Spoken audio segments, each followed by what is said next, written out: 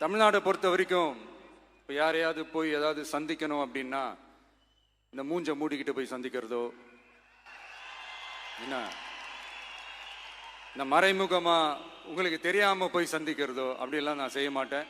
எதுவாக இருந்தாலும் வெளிப்படையாக ஒளிவு மறைவு இல்லாம தான் நான் செய்வேன். இவ்வளோ பெரிய ஒரு பொறுப்பை என் கையில் கொடுத்துருக்கிறீங்க. அதே நேரத்தில் எனக்கு கொஞ்சம் அவகாசமும் நீங்கள் கொடுக்கணும்னு நான் ரிக்வெஸ்ட் பண்ணி கேட்டுக்கிறேன். நான் சொன்னதையெல்லாம் படிப்படியாக நிறைவேற்ற நான் ட்ரை பண்ணுவேன், நிறைவேற்றுவேன். அதே நேரத்தில் எனக்கு கொஞ்சம் அவகாசம் கொடுத்தீங்கன்னா எனக்கு கொஞ்சம் உதவியாகவும் ஒத்துழைப்பாகவும் இருக்கும்.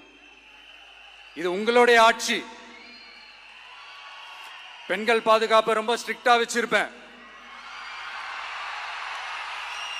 போதைப் பொருள் கலாச்சாரம் அதை கண்ட்ரோல் பண்றதுக்கு என்னென்ன ஸ்டெப்ஸ் எடுக்கணும், என்னென்ன முயற்சிகள் எடுக்கணும், இன்னிலிருந்து அதை நான் எடுப்பேன்.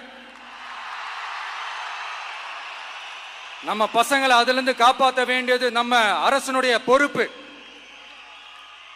அதே மாதிரி சட்டம் ஒழுங்கு எல்லாருக்குமான பாதுகாப்பை நான் உறுதிப்படுத்துவேன். என்ன அவமானப்படுத்துறவங்களாகவே இருந்தாலும்,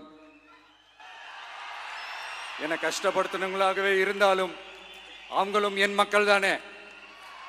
நண்பர்களாக இருந்தாலும் எதிரிகளாக இருந்தாலும் 8 கோடி மக்களும் என் மக்கள் தானே.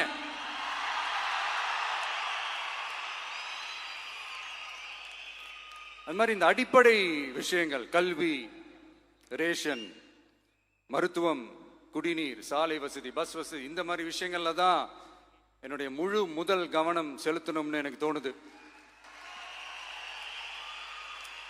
நான் முன்னாடியே சொன்ன மாதிரி மக்கள் பணத்துல இருந்து ஒரு பைசா கூட நான் தொட மாட்டேன்.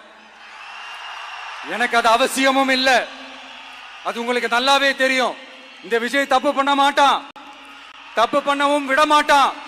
அது யாராக இருந்தாலும் சரி, என்னோட கவர்மெண்ட்ல என் கூடவே இருக்கிறவங்களாகவும் சரி விட மாட்டான். சப்போஸ் யாருக்காவது அப்படி ஒரு எண்ணம் மனசுல இருந்துச்சுன்னா, நம்ம ஜெயிச்சுட்டோம், ஒரு ஆட்டம் ஆடி பார்க்கலாம்